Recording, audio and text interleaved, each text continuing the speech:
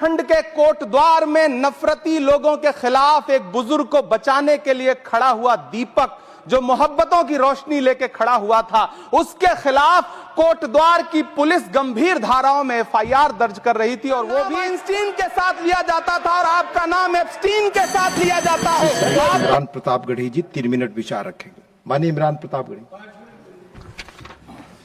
धन्यवाद सभापति महोदय।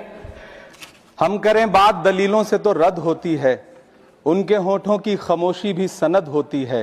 कुछ न कहने से भी छिन जाता है एजाज़े सुखन, जुल्म सहने से भी जालिम की मदद होती है।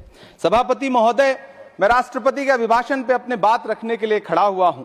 उस दिन देश की संसद के गलियारों में सरकार की तारीफ करती हुई महामहिम की आवाज गूंज रही थी, तो उधर मेरे कानों में हसदेव के जंगलों में आदिवासियों को जिंदगी देने वाले पेड़ों पर चलती हुई कुल्हाड़ी की आवाज गूंज रही थी।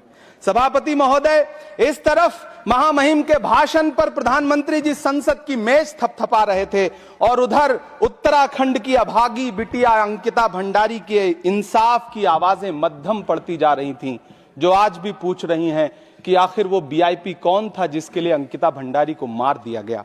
सभापति महोदय, इधर महामहिम सामाजिक न्याय की बात कर रही थीं और उधर उत्तराखंड के कोटद्वार में नफरती लोगों के खिलाफ एक बुजुर्ग को बचाने के लिए खड़ा हुआ दीपक, जो मोहब्बतों की रोशनी लेके खड़ा हुआ था, उसके खिलाफ कोटद्वार की पुलिस गंभीर धाराओं में एफआईआर दर्ज कर रही थी और वो भी उस दिन हो रहा था जब उत्तराखंड के मुख्यमंत्री कोटद्वार में मौजूद थे।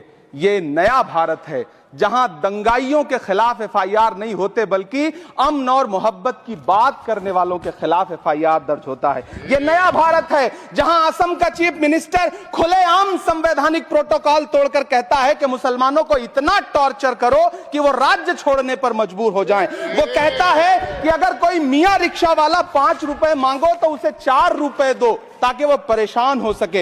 ये नया भारत है जहां बरेली में खाली घर में नमाज पढ़ने पर पुलिस मुकदमा दर्ज करती है। ये नया भारत है जहां क्रिसमस की तैयारी करते हुए ईसाइयों पर सरकार मुकदमा दर्ज करती है।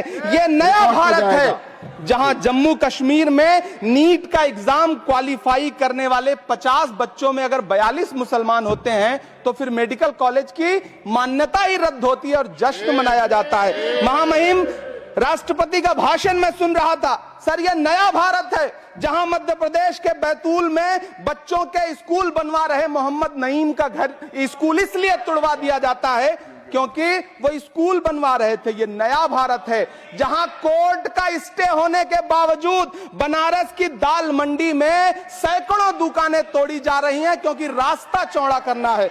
सभापति महोदय, मैं आपसे कहना चाहता हूं कि जो पीढ़ी अपने बुजुर्गों को गाली देती है उसके साथ प्रकृति इंसाफ करती है। आज इंदिरा जी और नेहरू को गाली देते हैं, नेहरू को छोटा नहीं कर पाएंगे। नेहरू का नाम आइंस्टीन के साथ लिया जाता था और आपका नाम एप्स्टीन के साथ लिया जाता है। आपको ये बात समझनी पड़ेगी। सभापति महोदय, मुझे 1 मिनट बोलने दे, मुझे कंक्लूड करने दो।